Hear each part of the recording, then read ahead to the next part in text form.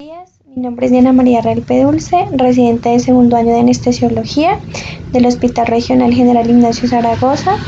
Mi asesor, el doctor Ojeda. Les voy a hablar acerca de transferencia placentaria de fármacos.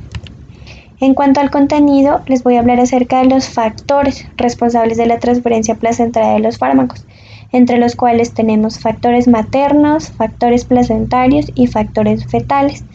También les voy a hablar acerca de la ionización y el gradiente de pH transplacentario y de los agentes anestésicos y la transferencia placentaria. Bueno, para iniciar les voy a hablar acerca de los factores responsables de la transferencia placentaria de los fármacos. Tenemos que los factores que regulan la transferencia de los fármacos a través de la placenta son múltiples, destacando las propiedades físico-químicas del fármaco y los factores maternos, placentarios y fetales. Por lo tanto, la suma de estos factores determinará, según la vía de administración,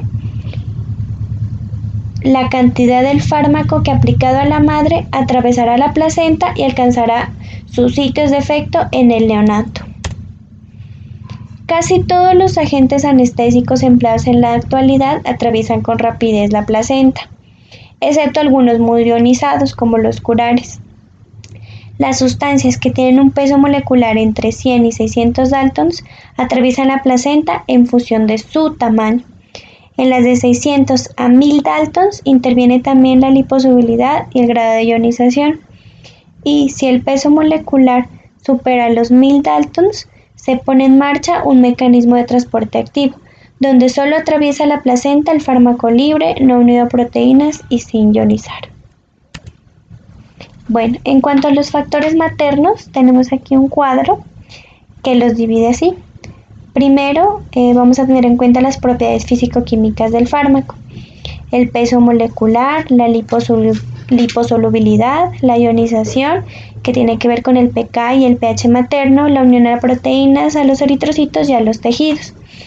La fijación del flujo sanguíneo uteroplacentario total que irriga el espacio intervelloso, que va a depender de la presión arterial materna, de la compresión ortocavo y de la presencia o no de una contracción uterina al momento de la llegada del fármaco al espacio intervelloso.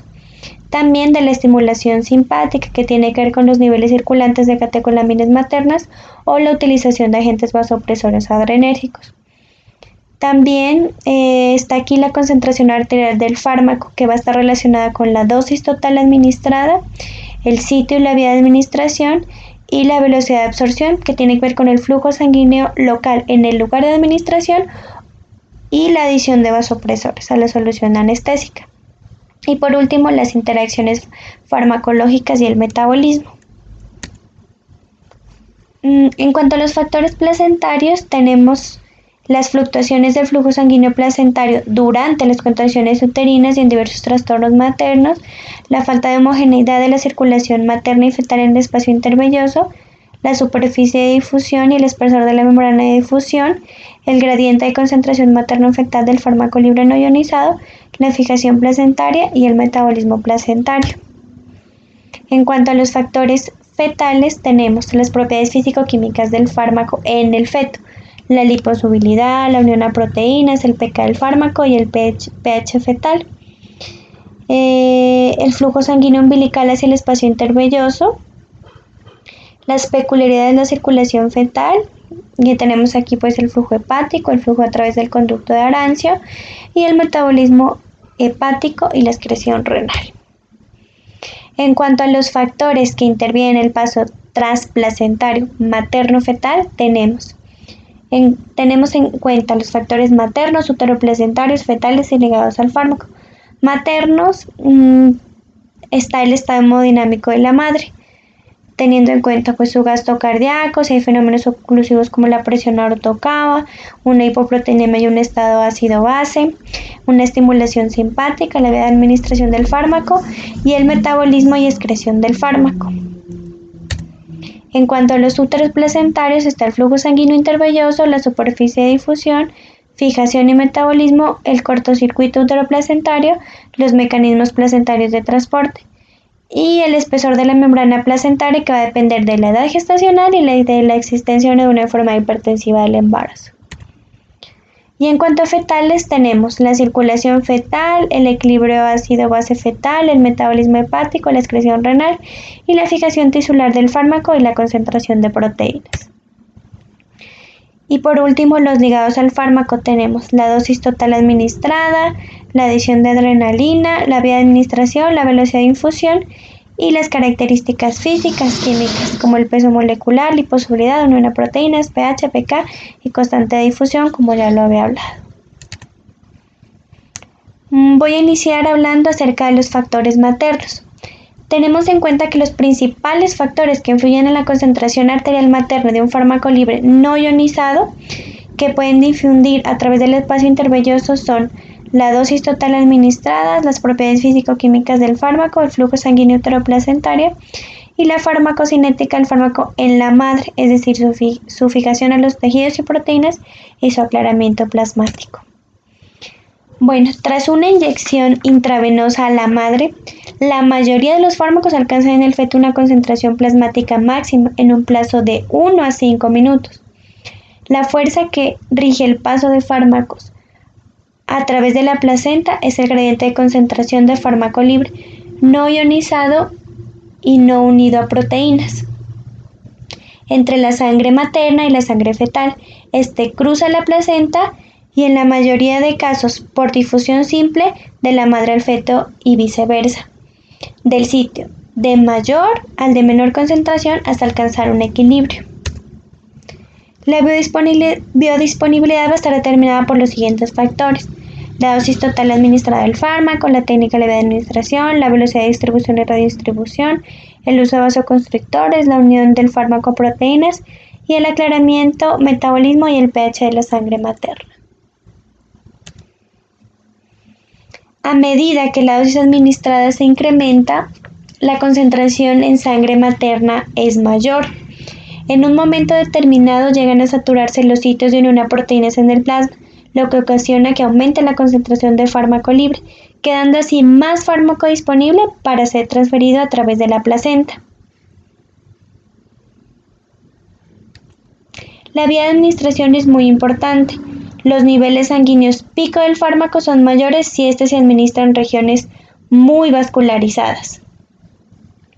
Es así como se encontrarán concentraciones en orden decreciente para las siguientes vías de administración, empezando por la endovenosa, la paracervical, epidural caudal, epidural lumbar, intramuscular y subaracnoidea. Comparada con cualquier otra vía de administración, la aplicación de bolo de un fármaco por vía endovenosa produce la concentración sanguínea más alta del fármaco.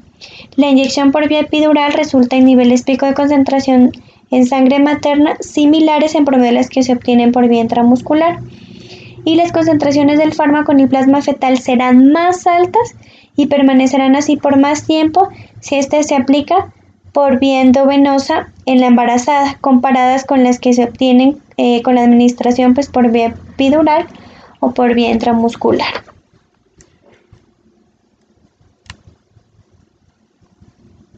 A medida que la concentración de fármaco libre en el plasma disminuye como consecuencia de su redistribución y transferencia placentaria, ingresa más fármaco al compartimento libre a partir del fármaco unido a proteínas. Por esta razón se ha considerado que la unión a proteínas ejerce poco efecto sobre la transferencia placentaria de fármacos. Y una vez el fármaco alcanza un espacio intravascular, la circulación lo redistribuye hacia nuevas áreas, siendo captado por distintos compartimentos tisulares en cantidades diferentes. La redistribución tisular es el factor fundamental que inicia la disminución de la biodisponibilidad de cualquier fármaco en sangre materna. El siguiente paso es la eliminación del fármaco de la circulación y, en consecuencia, de los sitios de transferencia placentaria, el cual se va a lograr a través de los mecanismos de eliminación o aclaramiento y del metabolismo. Sin embargo, el metabolismo de un fármaco puede tener como consecuencia la producción de otros compuestos activos, como son los metabolismos, que pueden llegar al feto cruzando la placenta y afectarlo. Por lo que la terminación de los efectos sobre ambos, madre y feto, de un fármaco aplicado a la madre dependerá de las características del fármaco, su redistribución, su velocidad de aclaramiento y de la capacidad de integridad de las vías de de metabolismo y eliminación de la madre y el feto. En cuanto a la dosis total inyectada, tenemos que la dosis total aplicada a la madre es el principal factor determinante de concentración que alcanza un anestésico en el feto, lo que justifica el uso de la dosis mínima eficaz para el efecto buscado. No obstante, pues no debe permitirse que la paciente tenga analgesia incompleta o una anestesia superficial. En cuanto a la técnica anestésica empleada en la anestesia general, las concentraciones maternas aumentan de forma transitoria y la exposición fetal es breve, mientras que en la anestesia epidural la concentración materna es baja y la exposición fetal es prolongada. Durante la analgesia epidural, las reinyecciones de anestésicos locales inducen un aumento progresivo de la concentración plasmática, tanto materna como fetal. En cuanto a la fijación de las proteínas maternas, al inicio una unión proteínica superior al 90% con la consiguiente reducción de la fracción libre debería limitar la transferencia placentaria. En la práctica, pues este factor resulta muy poco eficaz, ya que después de la inyección el gradiente de concentración de las formas libres favorece la transferencia al feto. Incluso los fármacos que más se unen a proteínas plasmáticas atraviesan la placenta con rapidez y en cantidades importantes. En cuanto al flujo sanguíneo uteroplacentario, tenemos que el flujo sanguíneo uteroplacentario es igual a la diferencia entre la presión arterial uterina menos la presión venosa uterina sobre la resistencia vascular uterina. En el embarazo a término oscila cerca de los 700 mililitros minutos y está determinada por la siguiente ecuación. Lo mismo, flujo sanguíneo uteroplacentario es igual a presión arterial uterina menos la presión venosa uterina sobre la resistencia vascular uterina. Esta presión de perfusión uterina tiene un efecto muy complejo sobre la transferencia placentaria, que depende en parte de las causas que lo puede alterar. Por ejemplo, durante una hipotensión arterial materna, el flujo sanguíneo uteroplacentario disminuye, al igual que la transferencia placentaria por descenso del aporte anestésico al espacio intervelloso. Por el contrario, si el flujo sanguíneo uteroplacentario disminuye por una hipertonía uterina o por compresión de la vena cava inferior, puede aumentar la transferencia al espacio intervelloso como resultado de un incremento en la presión venosa uterina. El flujo sanguíneo uteroplacentario presenta un marcado efecto sobre las sustancias muy difusibles a través de la membrana placentaria, al disminuir el gradiente de concentración como resultado de la transferencia. Cuando aumenta el flujo sanguíneo uteroplacentario, el cociente feto-madre puede disminuir, pero la tasa de transferencia aumentar hasta que el aclaramiento de la sustancia materna es completo, es decir, menor tiempo de equilibrio de la sustancia dentro del compartimento, y cuando disminuye el impacto sobre la tasa de transferencia placentaria es menor, a menos de que las reservas maternas en el plasma de esta sustancia estén de manera significativa disminuidas por el intercambio placentario. La anestesia obstétrica puede modificar el flujo sanguíneo uteroplacentario alterando la presión de perfusión uterina por variaciones de la presión arterial uterina, de la presión venosa uterina y de la resistencia vascular uterina, bien sea de forma indirecta a través de cambios en el tono vascular o de forma indirecta alterando el tono muscular uterino, o sea, es decir, las contracciones. Los vasopresores de acción alfa-adrenérgica elevarán la resistencia vascular uterina y reducen el flujo, aunque la efedrina pues va a tener menos efectos deleterios. Por lo tanto, puede aseverarse que todo aquello que disminuya el flujo sanguíneo uteroplacentario precipitará la aparición de un sufrimiento fetal agudo. También tenemos que tener en cuenta que para limitar la transferencia placentaria de un fármaco administrado por vía intravenosa, se le debe inyectar al comienzo de una contracción uterina. En el momento en el que el bolo llega a las arterias uterinas, la contracción del músculo uterino ha alcanzado su acme y se interrumpe la perfusión intervellosa y el fármaco se transfiere con escasez. Además, debido a los procesos de distribución y redistribución de este, desciende su concentración plasmática. Y cuando se relaja la contracción uterina, queda libre la circulación uteroplacentaria. El feto solo queda expuesto a una concentración materna del fármaco, pero ya va a ser mínima. En cuanto a los factores placentarios, tenemos que la placenta pesa alrededor de 500 gramos y recibe un flujo sanguíneo de 600 mililitros, teniendo una superficie de contacto de 10 a 11 metros cuadrados. La membrana sincitial vascular, en donde los capilares fetales se acercan a la superficie de intercambio con la sangre materna, es de un aproximado de 1.8 metros cuadrados.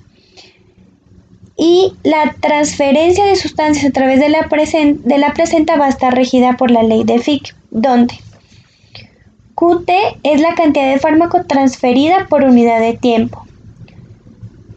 K es la constante de difusión o permeabilidad de la sustancia, que depende de manera principal de las propiedades físico-químicas del fármaco, del peso molecular, la configuración espacial, del grado de ionización y liposolubilidad. A es el área de intercambio. CM y CF es igual a la concentración materna y fetal, y D es igual al espesor de la membrana. Entonces tenemos que en un embarazo normal, si la superficie de difusión y el espesor de la membrana se mantienen constantes, la velocidad de difusión depende en lo primordial del gradiente de concentración y de las propiedades físico-químicas de los fármacos.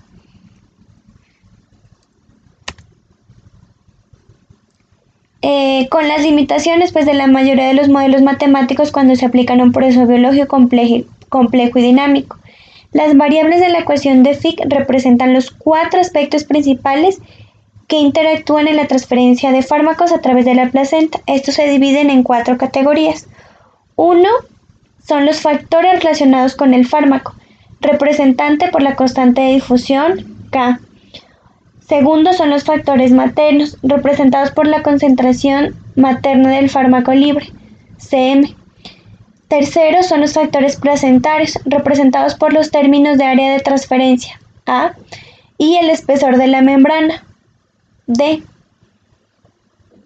Y por último, los factores fetales, que están derivados de la concentración fetal del fármaco libre, CF. La placenta es un órgano muy vascularizado, cuya red capilar dactiliforme no permite la mezcla entre la sangre fetal y materna. Dicho órgano atiende las necesidades de respiración y excreción del feto durante su desarrollo. Tiene actividad metabólica y endocrina, permitiendo el intercambio de gases y sustancias. Esta permeabilidad es variable durante la gestación. Además, juega un importante papel en la síntesis de hormonas, péptidos y esteroides, que son vitales para el desarrollo y término del embarazo. De modo desafortunado, ha sido mal llamado barrera placentaria en lugar de membrana de intercambio, ya que no es tan impermeable como se quisiera, ya que los fármacos administrados durante el embarazo pueden llegar en algún grado a la circulación fetal por difusión pasiva. Algunos fármacos son acarreados a través de la placenta por varios transportadores activos localizados en ambos lados de la capa trofoblástica, el materno y el fetal. La placenta se comporta como una membrana celular lipoproteica, a través de la cual el paso de las distintas moléculas de la madre al feto y a la inversa se efectúa por mediación de distintos mecanismos físico-químicos, los cuales los tenemos aquí. Son los mecanismos responsables del intercambio placentario. Tenemos como ejemplo el mecanismo difusión simple, donde va a haber intercambio de oxígeno, CO2, sodio, cloro, ácidos grasos. Por difusión facilitada va a estar la glucosa y el lactato. Transporte activo, los aminoácidos, calcio, fósforo, hierro, vitaminas A y C. Y pinocitosis, como la inmunoglobulina G. De manera reciente se ha demostrado el impacto de los mecanismos de transporte activo de que algunos fármacos utilizan para atravesar la placenta, como la P-glicoproteína. La difusión facilitada parece ser un factor de transferencia menor para algunos fármacos. La pinocitosis y la fagocitosis son consideradas también lentas para tener algún efecto significativo en la concentración de fármaco en el feto. La cantidad de fármaco que atraviesa la placenta es también modulada por acciones del metabolismo enzimático a nivel hepático en fase 1 y 2, con niveles fluctuantes a lo largo de la gestación. Las enzimas del citocromo P450 también han sido en particular documentadas en la placenta.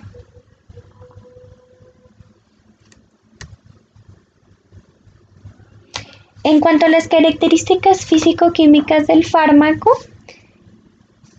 tenemos que la constante difusión de un fármaco K es un coeficiente que varía de acuerdo con el fármaco, el cual pues es un motivo de observación y estudio.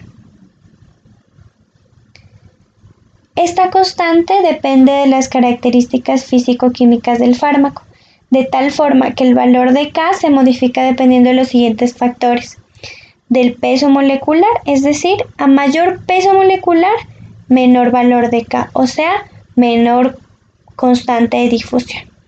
Del grado de ionización, el pK a menor grado de ionización, mayor es el valor de K, y de su liposolubilidad, a mayor liposolubilidad, mayor es el valor de la constante de difusión de un fármaco.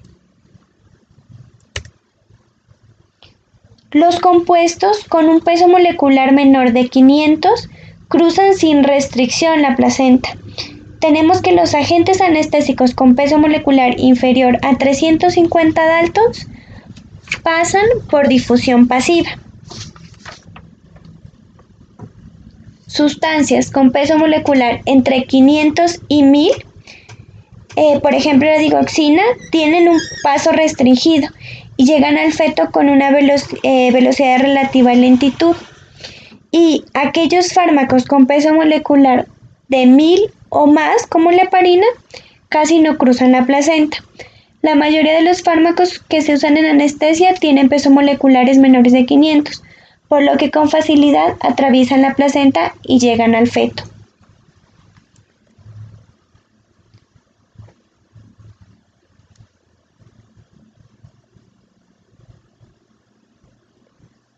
Tenemos también pues que los fármacos que son muy solubles en lípidos, o sea los liposolubles, cruzan las membranas biológicas con facilidad y con más rapidez. Un ejemplo son como los barbitúricos, como el tiopental. El grado de ionización es también importante, dado que la fracción no ionizada de un fármaco es más lipofílica que la ionizada. Los anestésicos locales y los analgésicos opioides son bases débiles, con un grado de ionización relativo bajo y una alta liposolubilidad, por lo que atraviesan con rapidez la placenta. La porción no ionizada de ellos penetra las barreras tisulares, en tanto que la forma ionizada es la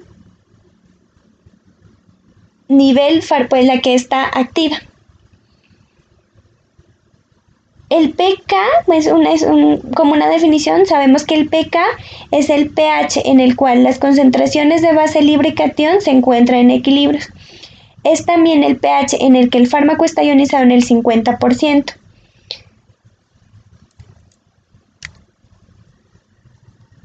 Es así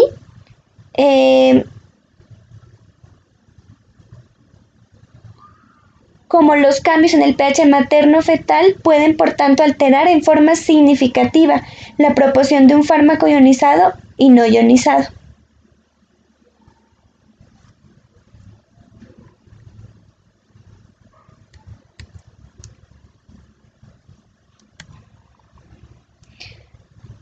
Estos son unos ejemplos. Aquí están pues el peso molecular de los agentes anestésicos más comunes usados en la paciente obstétrica. Entonces tenemos al tiopental, que tiene un peso molecular de 264, el etomidato de 244, el propofol de 178, la ketamina de 238, el fentanil de 336. En cuanto a los gases anestésicos inhalados, el desflo con un peso molecular de 168, el sebo de 200 Y los anestésicos locales, los que utilizamos, la lidocaína de 234, la bupivacaína 288 y la ropivacaína 274.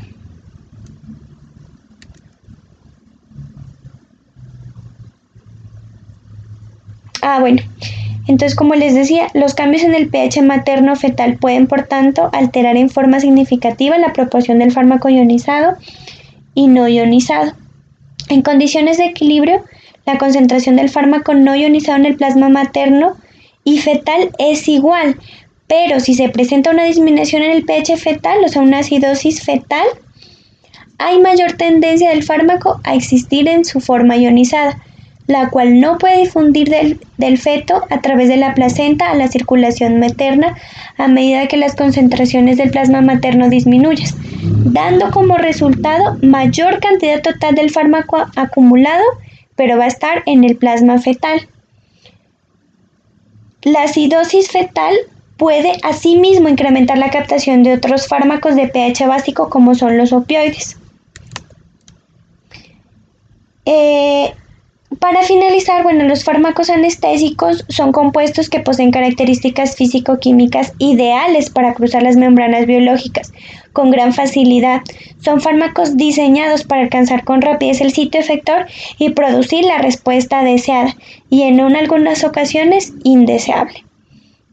Una vez que alcanzan concentraciones plasmáticas suficientes en sangre materna y también en la sangre fetal. En cuanto a los factores fetales, les voy a hablar un poquito de las peculiaridades del feto y del recién nacido. Los efectos del fármaco en el feto y el recién nacido están influenciados por las particularidades de la circulación fetal y de los flujos sanguíneos regionales, las diferentes en las propiedades físico-químicas y en la eliminación de los fármacos. Existen algunas características propias del feto inútero. Estas son: entonces, en el feto, el órgano de intercambio gaseoso es la placenta y no los pulmones. La circulación fetal consta de un sistema circulatorio umbilico placentario de baja resistencia y gran flujo, o sea, 50% del gasto cardíaco del feto, que está encargado del intercambio gaseoso, y un sistema circulatorio pulmonar de alta resistencia y bajo flujo, que es la persistencia del conducto arterioso, y un sistema circulatorio corporal fetal de resistencia y flujos intermedios. Las principales diferencias con el adulto son que la circulación pulmonar fetal presenta un flujo muy bajo. La existencia de cortocircuitos favorecen el flujo preferencial de sangre oxigenada en forma directa hasta la aorta, evitando el paso a la circulación pulmonar y el bajo contenido de oxígeno de la sangre fetal respecto a la del adulto. Es importante recalcar que en la circulación del feto existen 3 derivaciones fisiológicas. Uno es el conducto venoso de Arancio, localizado entre la vena umbilical y la vena cava inferior. Este cortocircuito canaliza 1 o 2 tercios del flujo placentario. El segundo es el agujero oval, que permite que 1/3 de la sangre que llega a la aurícula derecha pase en modo directo a la izquierda, y los 2 tercios restantes llegan al ventrículo derecho. La mayor parte evita el pulmón y va a parar de modo directo a la aorta a través del conducto arterioso.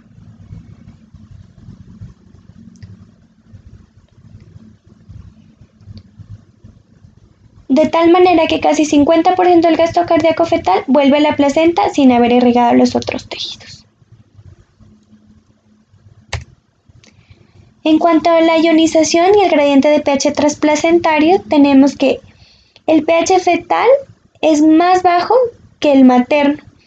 Este gradiente de pH es el causante de la captura iónica de los fármacos en el lado fetal. En esta imagen esquematizamos el fenómeno de la captura iónica. muy evidente en las bases débiles como los anestésicos locales. Bueno, un ejemplo de los anestésicos locales. Una sustancia básica está más ionizada en el plasma fetal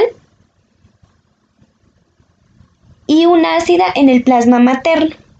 La fracción no ionizada es la que atraviesa la placenta. Los compuestos ácidos se encontrarán en mayor cantidad en el plasma materno y los compuestos básicos en el plasma fetal.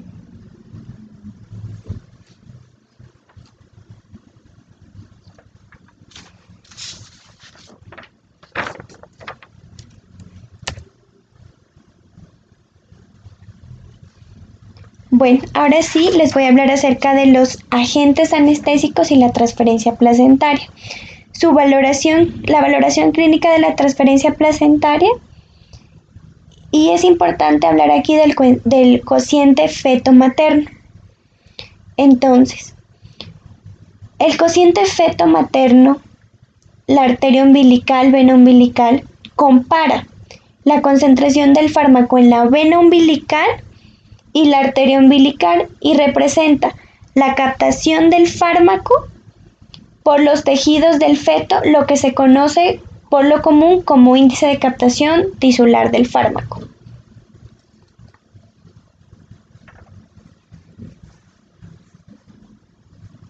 Entonces, como les dije, este intenta valorar la transferencia placentaria materno-fetal de un fármaco. Si es alto va a haber mayor transferencia, si es bajo es una menor transferencia.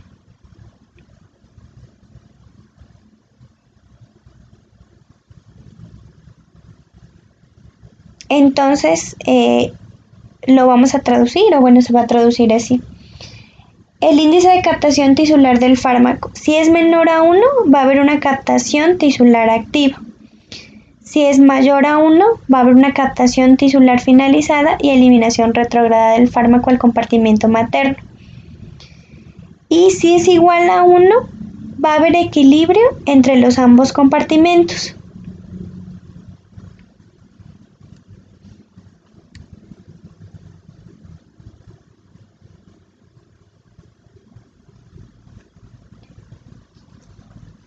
Bueno, hablando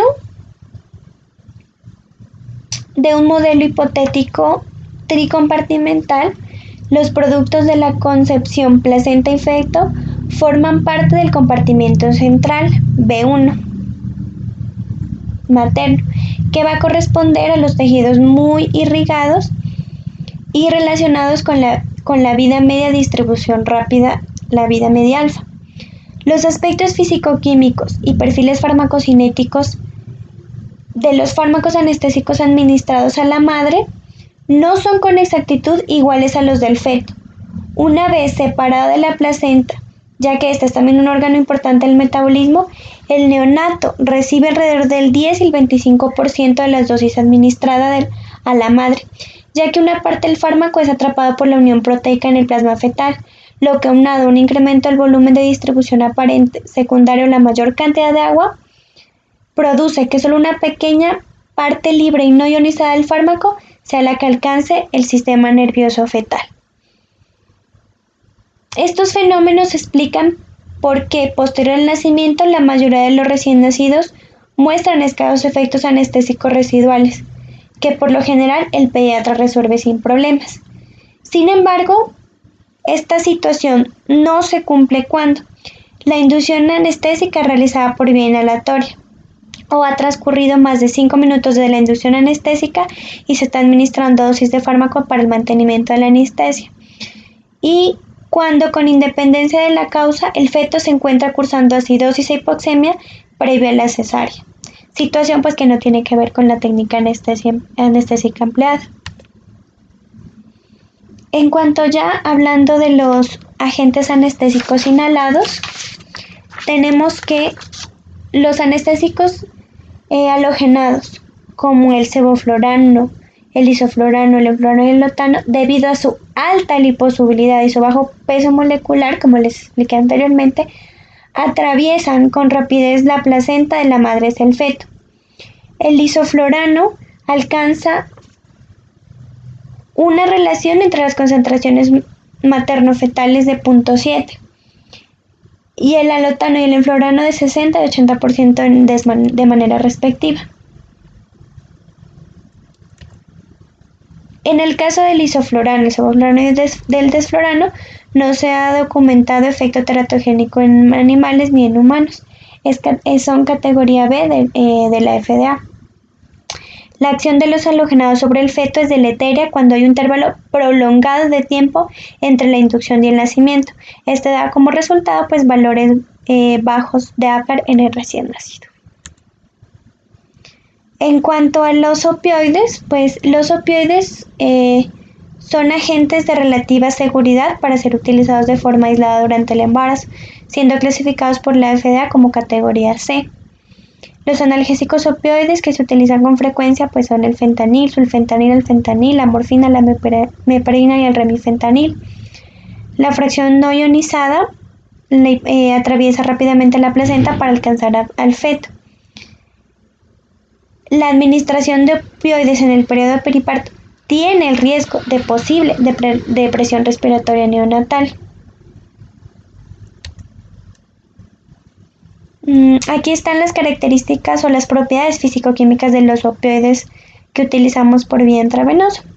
Pues el que utilizamos comúnmente, el fentanil, con un pK de 8.4, un peso molecular de 336, una unión proteica del 79 al 86% y un coeficiente feto-materno de 0.1 a 1. Aquí tenemos algunas características físico-químicas de los opioides. El fentanil, como les dije, muy liposoluble, 50 a 100 veces más potente que la morfina, su unión a proteínas de 79 a 86%, su cociente feto-materno varía entre de 0.1 a 1, dosis de 50 a 100 microgramos por vía intravenosa, tienen un inicio de efecto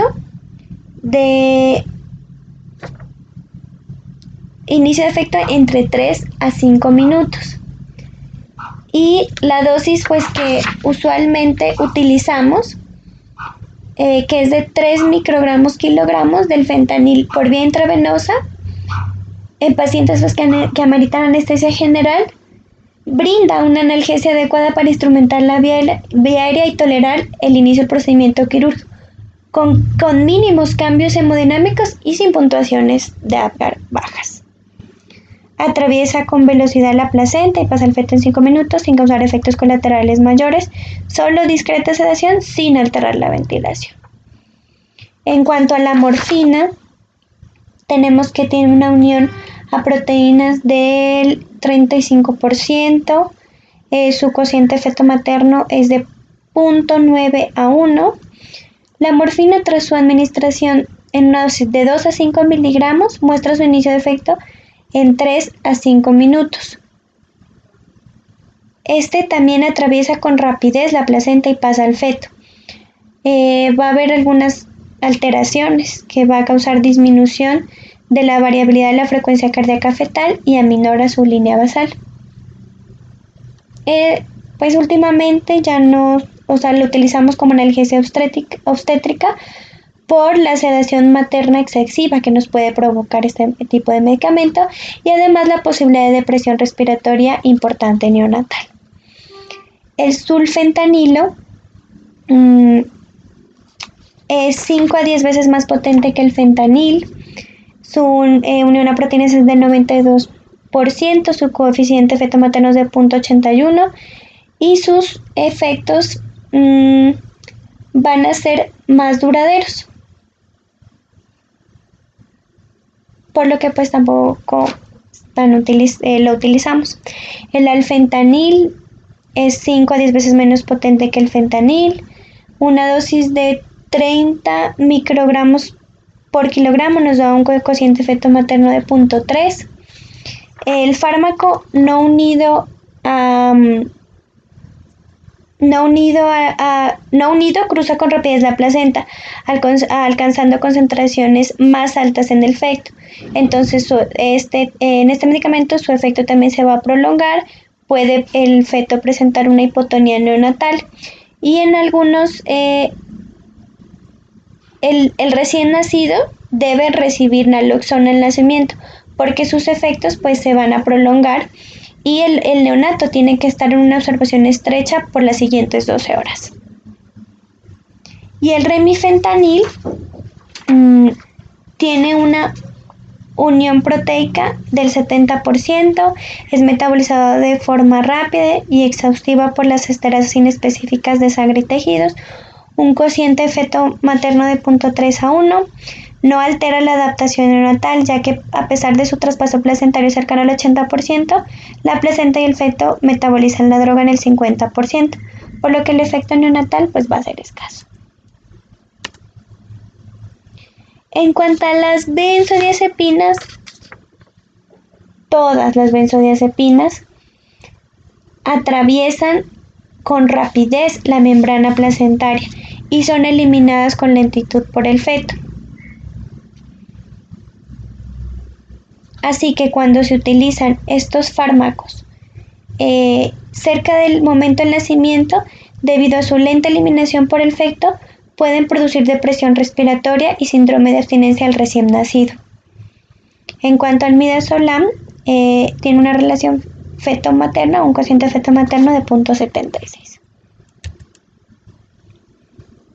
En cuanto a los hipnóticos, tenemos el propofol, el tiopental, el letomidato y la ketamina. El propofol tiene un inicio de acción rápido y una duración breve. El despertar materno y los índices de comportamiento neonatal son similares al isoflurano, por lo que las pacientes se recuperan en forma rápida la conciencia. Tiene un cociente feto-materno que varía entre 0.5 a 0.7. El tiopental atraviesa con rapidez la barrera placentaria.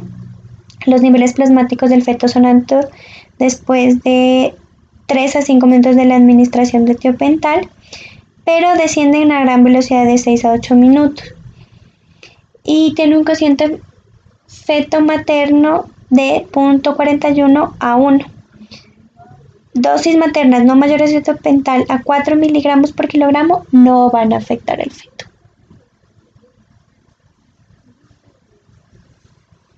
El letomidato, este es un hipnótico potente de acción corta que pues con este medicamento se obtiene una estabilidad hemodinámica satisfactoria en la paciente obstétrica. Tiene un cociente feto materno de 0.5. Sin embargo, pues sus efectos adversos, dolor en el sitio de inyección, flebitis, los movimientos excitatorios, la alta incidencia de náusea y vómito en el postoperatorio y la inhibición transitoria de la esteroidogénesis por 4 a 8 horas, pues casi no lo utilizamos. La ketamina también es utilizada para la sedación y analgesia suplementaria y en una analgesia regional incompleta a dosis de 0.25 miligramos por kilogramo. Atraviesa con velocidad la barrera placentaria, pero no induce depresión neonatal importante si se emplea pues una dosis inferior a 1 miligramo por kilogramo. Dosis mayores a esta se relacionan con calificación de Apgar baja e hipertonía neonatal. Tiene un cociente feto materno de 1.1 a 2.6. Y estas son las características o propiedades físico-químicas de los hipnosedantes. El propofol, bueno, con lo que ya les dije, una proteína del 97% y un cociente feto materno de 0.5 a 0.7.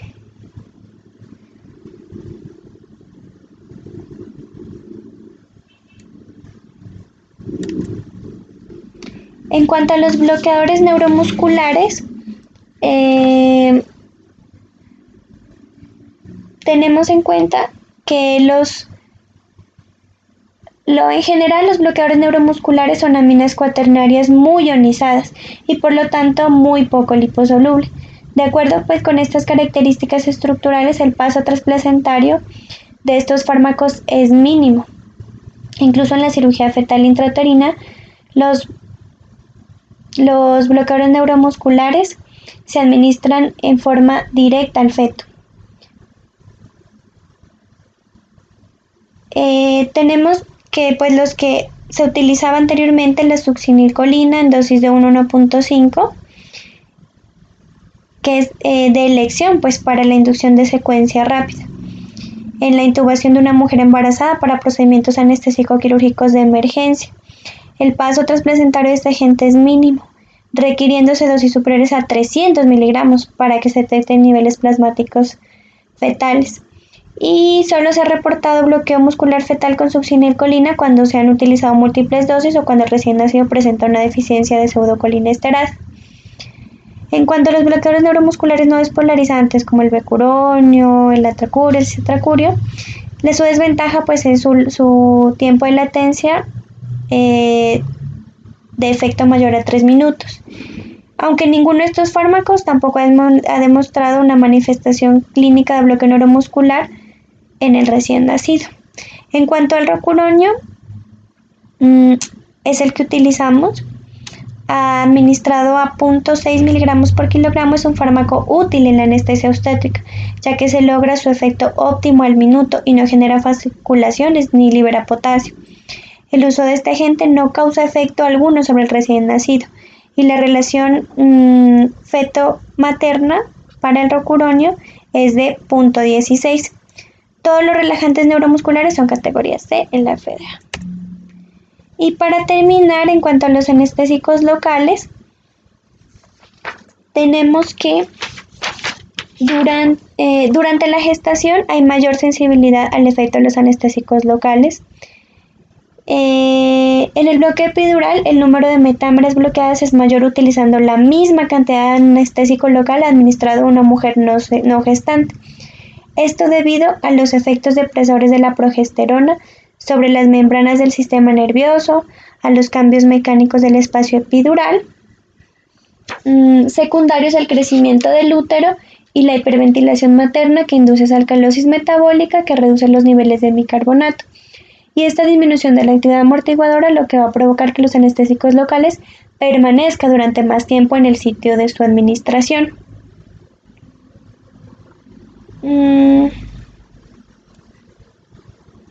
En la actualidad, los anestésicos locales más empleados son los del grupo aminoamidas, como la lidocaína, la bupivacaína y la ropivacaína. Son fármacos con características de bases débiles que se unen a la alfa-1 glicoproteína ácida y cuyo transporte placentario depende de los factores pues, que ya mencioné en este capítulo, entre los que se cuentan pues, el pK, el pH materno-fetal y el porcentaje de unión proteica. Y también tenemos que tener en cuenta pues, que la hipoxia y la acidosis fetal acentúan el transporte de esas bases débiles hacia el lado fetal. Aquí tenemos las propiedades físico-químicas y clínicas de los anestésicos locales. La lidocaína con un peso molecular de 234, un pK de 7,9 y un cociente feto-materno de 0,5 a 0,6. La bupivacaína, un peso molecular de 288, un pK de 8,1, bueno, una unión proteica de 96%. Un cociente feto materno de 0,3 y la ropivacaína, un peso molecular de 246, un pK de 8,1, unión proteica de 94% y un cociente feto materno de 0,2. Estos, los anestésicos locales, pues lo veremos en un capítulo completo más adelante. Gracias.